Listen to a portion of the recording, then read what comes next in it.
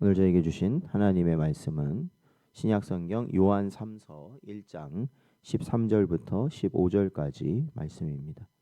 다 찾으셨으면 저희 함께 봉독하겠습니다.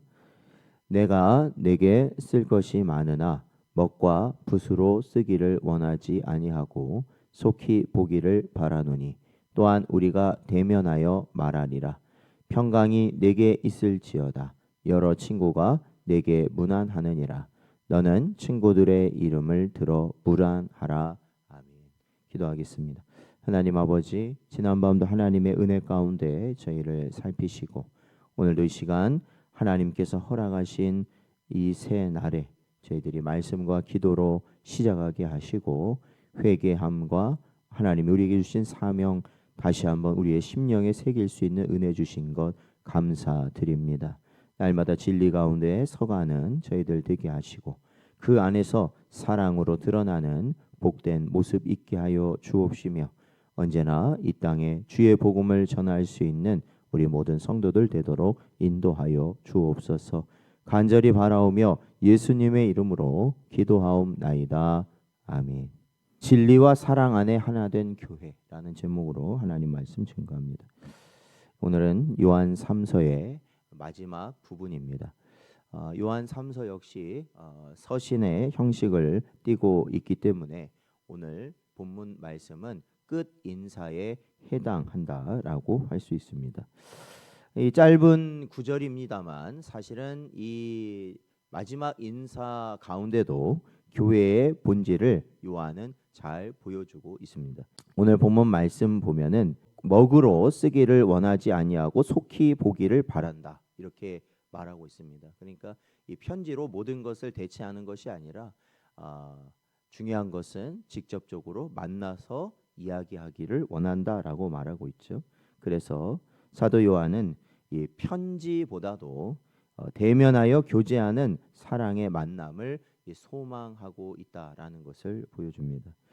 그렇기 때문에 우리가 신앙생활을 한다는 것은 결코 혼자서 하는 것이 아니다라는 것을 알게 됩니다. 진리의 사람은 언제나 교회 공동체 안에서 사랑으로 연결된다라는 것입니다. 서신으로 복음을 나눌 수 있는 그러한 상황이었지만 사도 요한은 서신으로 전부를 감당한 것이 아니라 사랑의 온기를 함께 얼굴을 마주하며 나누기를 원하였다라는 것이죠. 그래서 진정한 교제는 우리가 대면하는 것이죠. 쉽게 말하면 만나는 것입니다. 그 만난 가운데 이루어진다라는 겁니다. 오늘날은 뭐 디지털 시대다, 뭐 AI 시대다, 뭐 너무나도 발전된 기술과 편리함이 우리 안에 있다 보니까 사실은 이러한 이 사도 요한이 말하고 있는 가르침에 역행하는 우리 교회들의 모습이 분명히 있습니다. 왜냐하면 만나는 것보다 만나지 않는 것이 훨씬 신앙생활하기 개인적으로는 편하기 때문입니다. 그러나 신앙의 성숙은 결국 대면의 교제, 곧 사랑으로 서로를 아는 관계 속에서 자라난다라는 것을 우리는 깨달아야 하는 것입니다. 오늘 13절 말씀 요한은 이렇게 말합니다. 쓸 것이 많으나 먹으로 쓰기를 원하지 않는다 이렇게 말하는데 이는 이 단순히 이제 편지의 내용 쓸 걸 다 썼으니까 그만 쓰겠다라는 이러한 말은 아닙니다. 그것은 말로 다 전할 수 없는 진리의 교제를 직접 나누고 싶다라는 마음의 표현입니다. 진리의 본질은 단어가 아니라 사실은 인격적 교제라고 말할 수 있습니다. 하나님께서도 우리에게 말씀하실 때 단지 명령만 주시고 끝나는 것이 아니라 바로 예수 그리스도를 보내어 우리에게 어떻게 하셨습니까? 대면케 하셨다라는 것입니다. 하나님이시고 하나님의 아들 되신 예수께서 하늘 보좌에서 직접 사람의 몸을 입고 내려오셔서 우리와 어떻게 하셨죠? 대면하셨다라는 것입니다. 대면하지 않으셔도 하실 수 있는 거 아니겠습니까? 그러나 그러지 아니하시고 직접 우리와 함께 하셨다라는 것이죠. 오늘날 이 땅에 비대면으로 하는 신앙생활이 많아지고 있는 것을 우리는 잘 알고 있습니다. 예수님께서는 모든 것, 그러니까 이 땅의 과학이나 뭐 편리함이나 이런 것이 아무리 발전했다 하더라도 모든 것을 하실 수 있는 예수님 앞에 대한다면 이것은 사실 아무것도 아니거든요. 오늘날의 이러한 발전은 사실 아무것도 아닙니다. 그러니까 모든 걸 하실 수 있는 예수님임에도 불구하고 예수님은 이 땅에 인간의 모습으로 오셔서 우리를 만나셨다라는 것입니다. 요한복음 1장 14절에도 보면 말씀이 육신이 되어 우리 가운데 거하심에 우리가 그의 영광을 보았다라고 기록하고 있습니다. 하나님은 말씀을 통해 우리와 관계를 맺으시고 그 말씀을 따라 서로 사랑하도록 부르셨습니다. 진리의 교제는 단순히 어떠한 지식을 배우는 것으로 끝나는 것이 아니라 사실은 그 말씀에 따라 함께 살아내는 것이 진리 안에서의 교제가 된다라는 것이죠. 그래서 저희들이 어제 살펴봤던 말씀에서도 그렇잖아요. 우리가 우리에게 주신 참된 믿음이 어디에서 증명되느냐? 교회 공동체 안에서 증명된다라는 것입니다. 죽어져야 하고 헌신해야 되고 남을 섬겨야 한다는 그 진리가 바로 이 자리에서 증명되지 못한다면, 그죠? 그게 어떻게 그가 참된 믿음과 진리를 가지고 있다라고 말할 수 있겠느냐라는 것이죠. 그래서 사랑하는 성도 여러분, 우리가 이 요한 1서, 요한 2서, 요한 3서를 이렇게 쭉 연달아 다루면서 결국에는 우리가 진짜 진리 안에 있고 참된 믿음 안에 있다면 우리에게 허락하신 이 교회 공동체 안에서 우리는 어떠한 모습을 보여야 되느냐? 섬김의 자리, 그죠? 서로를 섬기고 우리 자신이 희생하고 헌신하는 자리에 우리가 들어가 있을 때 하나님이 내 안에 성령 하나님을 허락하시고 참된 믿음과 진리를 주셨다라는 것을 우리는 깨닫게 된다라는 것입니다. 14절과 15절 말씀을 보면 요한은 속히 보기를 바라노니 우리가 대면하여 말하리라 이렇게 말하고 있습니다. 이것은 사도의 사랑의 진심이 담긴 말이라고 할 수 있습니다.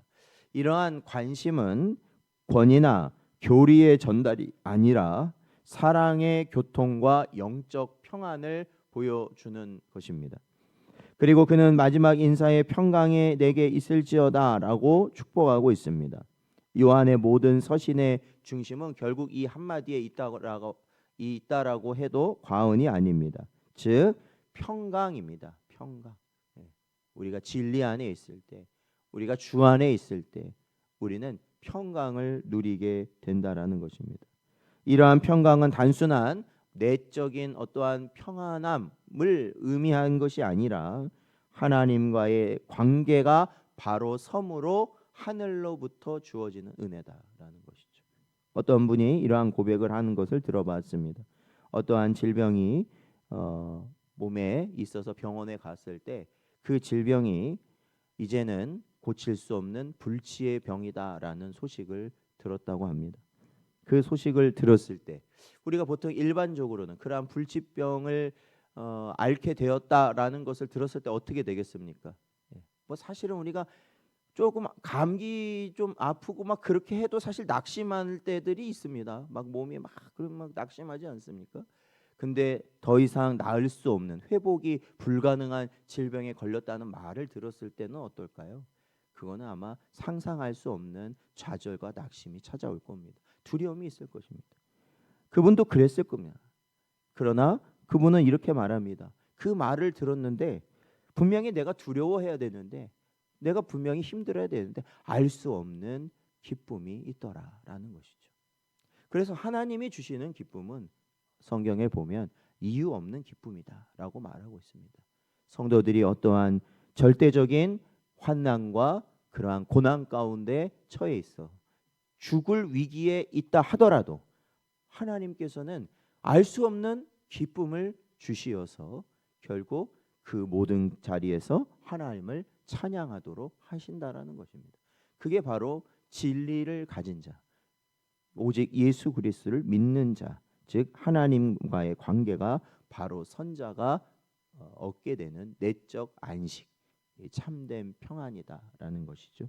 에베소서 2장 14절 말씀을 보면 그는 우리의 화평이신지라 둘로 하나를 만드사 원수된 것 곧 중간에 막힌 담을 자기 육체로 허시고라고 고백하고 있습니다.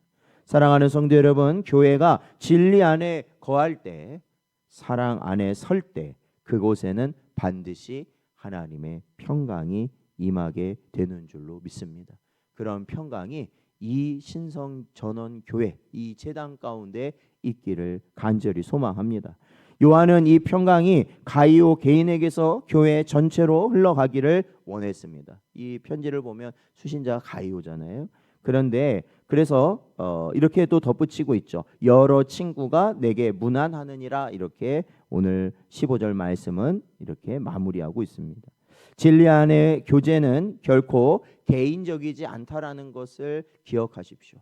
나만 깨달았어, 나만 기뻐, 나만 좋아, 아니에요. 그거는 진리가 아닐 가능성이 굉장히 높습니다. 왜냐하면 진리는 나로 시작된다 할지라도 그것이 다른 성도들을 향하여 가게 되어 있기 때문입니다.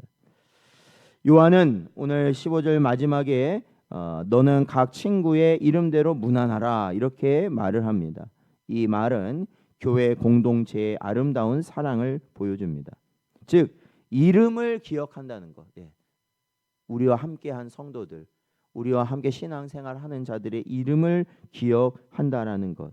그것은 마음을 기억한다라는 것입니다. 하나님은 우리를 숫자가 아니라 이름을 부르신다라는 것을 기억하십시오. 우리가 보통 죄를 짓고 교도소 같은 데 가면 어떻겠습니까? 수감 번호라는 게 있습니다. 그러니까 그 사람을 사람의 이름을 부르지 않고 죄수 번호로 부르게 된다는 것입니다. 하나님은 우리를 어떻게 부르신다고요? 이름으로 부르신다라는 것이죠. 철저하게 우리의 마음까지도 살피시는 분이 하나님이시라는 겁니다. 이사야서 43장 1절 말씀을 보면 야곱아 너를 창조하신 여호와께서 지금 말씀하시느니라. 이스라엘아 너를 지으신 이가 말씀하시느니라. 너는 두려워하지 말라. 내가 너를 구속하였고 내가 너를 지명하여 불렀나니 너는 내 것이라. 이렇게 말씀하고 있습니다. 지명하여 불렀다. 선택하여 불렀다라는 것이죠. 요한의 교회는 이름을 부르는 교회였다라는 것입니다. 이것이 사랑의 교회이고 진리의 교회가 되는 것이죠. 진리 안의 사랑은 언제나 구체적이고 인격적입니다. 말로만 사랑하지 않고 서로의 삶을 알고 기도하며 돌보는 관계가 참된 교제입니다. 그러니까 우리가 성도 간에 이름을 부른다는 것은 그 사람의 삶, 그 사람의 마음 상태, 어려움, 그 사람의 겪는 일들을 살핀다라는 것이죠. 오늘 우리 교회도 그와 같아야 합니다.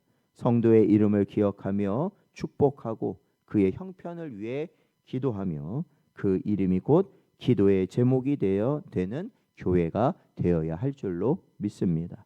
요한 3서는 짧은 서신이지만 초대교회의 영적 당면을 명확히 보여줍니다.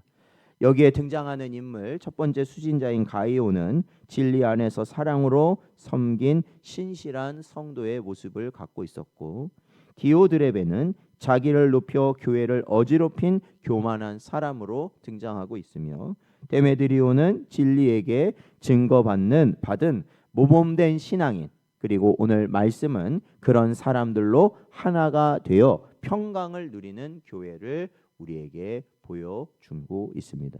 결국 요한 3서의 결론은 한 가지입니다. 진리 안에 사랑이 교회를 세운다. 그러니까 진리를 붙들어야 된다는 것이죠. 진리는 교회를 견고히 하고 사랑은 그 교회를 따뜻하게 하는 것입니다. 진리 없는 사랑은 방향을 잃고 사랑 없는 진리는 생명을 잃어버립니다. 그러나 진리와 사랑이 하나 될 때 그 교회는 하나님의 평강이 머무는 집이 되는 것이죠. 그래서 주님은 말씀하십니다. 또한 오늘 본문은 이렇게 말하죠. 평강이 내게 있을지어다. 이 복음의 인사는 오늘 우리에게도 분명히 유효한 말씀입니다. 진리 안에 서서 사랑으로 하나 되어 우리 교회가 하나님 나라의 평강을 드러내는 복된 공동체로 세워지기를 주의 이름으로 축원드립니다.